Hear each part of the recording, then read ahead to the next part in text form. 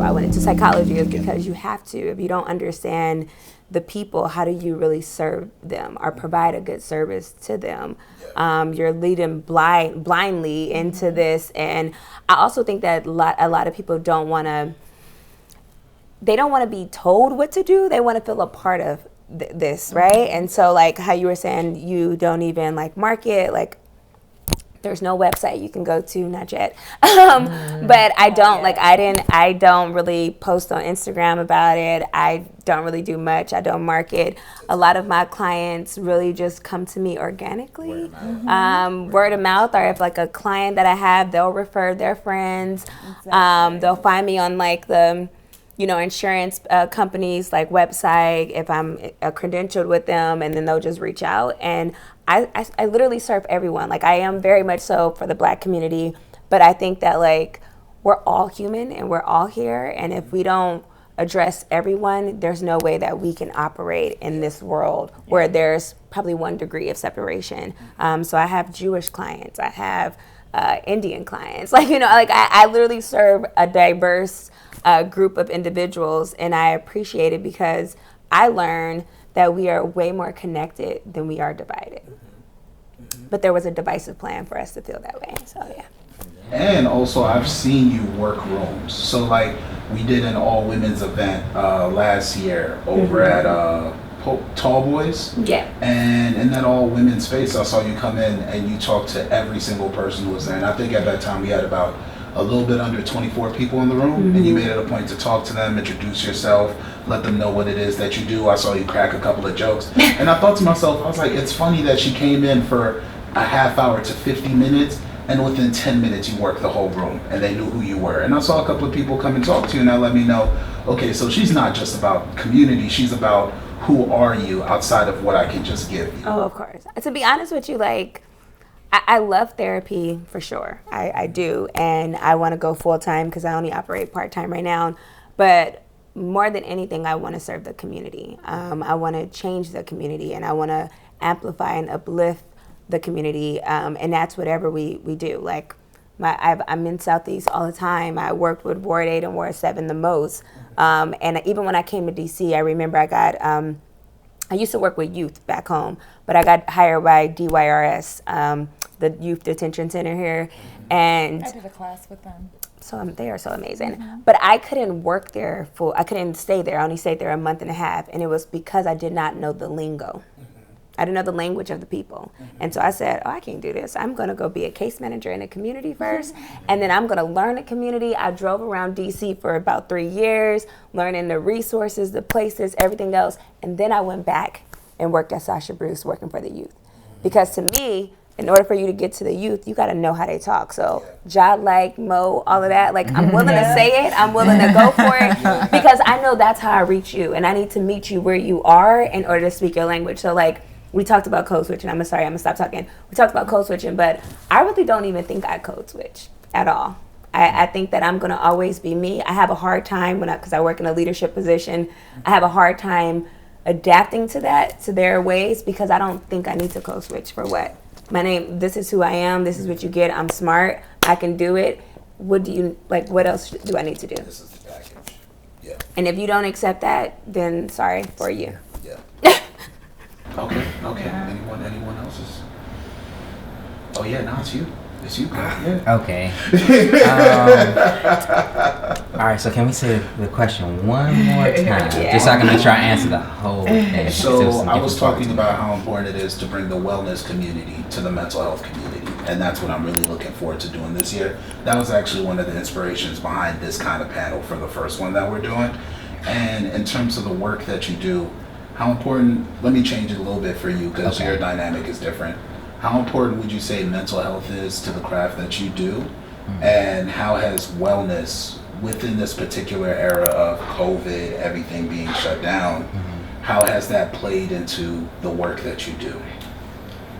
Because you've talked about mental health like 3 times. I hear you reference it on the phone, you'll reference mental health, you'll reference wellness, and I just want to hear your perspective, because I could tell it's something that you think about in your free time also. Yeah, so mental health is very important, and it ties in more to your everyday life than I think a lot of people realize. Like, some days you'll wake up and you'll feel like a burst of energy and you just feel like you can do everything today. And then some days you wake up and then you're like, I don't want to do anything. Like, and you're just like, I wonder why some days I feel good and other days I feel like I just don't want to do anything or be anywhere or be around anybody.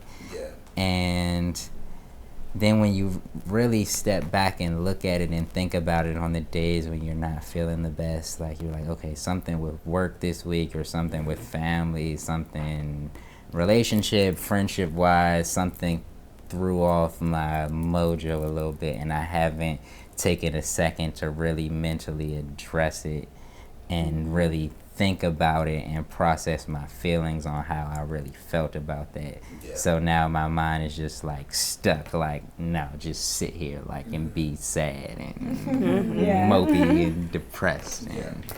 And I do think that that is how a lot of people end up being in long states of depression, is by not really trying to get to the root cause of what's making them feel like that. And I think that once you're able to get to the root cause of it every time, you can start to think of ways to get yourself out of like that slump that you're in. And did I just hear a finger snap? Coping mechanisms. That's what it is. So I think, like for myself personally, one of the things that helps me mentally also helps me like physically, is I just like to exercise. Like I really like to exercise. Like that's something that like if I am stressed out or I have a lot on my mind, like exercise. And I just feel better like after. I don't even know how to explain it, but that's just what works really well for me. And I swim a lot. I haven't in recent times, but I think it's honestly been like maybe a year and a half or so. Speedo or compression shorts? I am a fan of compression. Y'all make me so happy. Yeah, I actually very nice photos on my side. Yes.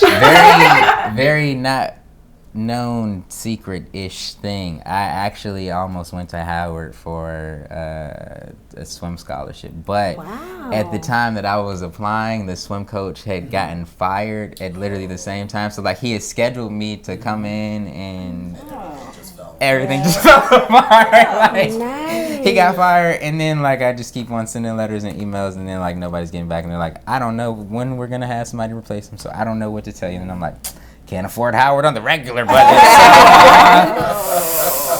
That was that. It is. That is awesome. Yeah. So. Yeah, and I think that's another thing that the black community needs more of is swimming. But that's yes. Why do you think the black community needs more swimming? Well, because me personally, it helped me so much when I was young because I learned how to swim when I was 13. And then by 15, I was a lifeguard with DC Department Parks and Rec. And like when you're 15, making like Parks and Rec to pay you nice. Like, I'll tell you that DC government will pay you nice. So yeah, I was probably like 15, getting like every 2 weeks, like probably like $1,000 checks like during the summer, and I'm just like. At 15, this is the whole like almost $1 million for you. I'm rich. I was rich. Right. I could go into H&M and not care about anything. Put it all on the counter, like. Yeah, like I had my monthly Smart Pass back then, so it's like I'm not really paying to get anywhere. He was living his best life. Broke who? Like I'm going to the deli before school in the morning. I'm living life. Yeah, I was living life, and then I just know that helped me personally because like growing up in Southeast, like you see all types of different people, and some of them are good role models and some of them aren't. And it definitely took away from the allure of wanting to do certain things that like some of your other friends would be doing to get money, because you're like, I gotta work. Yeah, I get up and I go to work, and I think I make more money going to work than y'all probably do doing what y'all are doing. But you know, to each their own. You know, we're all, you know, trying to figure this life thing out. You know, I'm not judging you.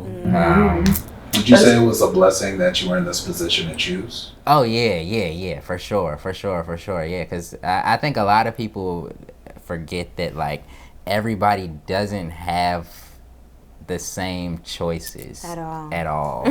And it's really unfortunate, because it's easy to look from the outside in and then just make a judgment, and it's really when you really interact with people more, like you really start to understand like why people are certain ways that they are, like even like, you know, this last year, like I think almost across America, like crime has like skyrocketed, and everyone's like, oh, what's going on, da, da, da, da. And I'm like, it's not rocket science. Like people are losing jobs, which means people who already were having hard times just got harder.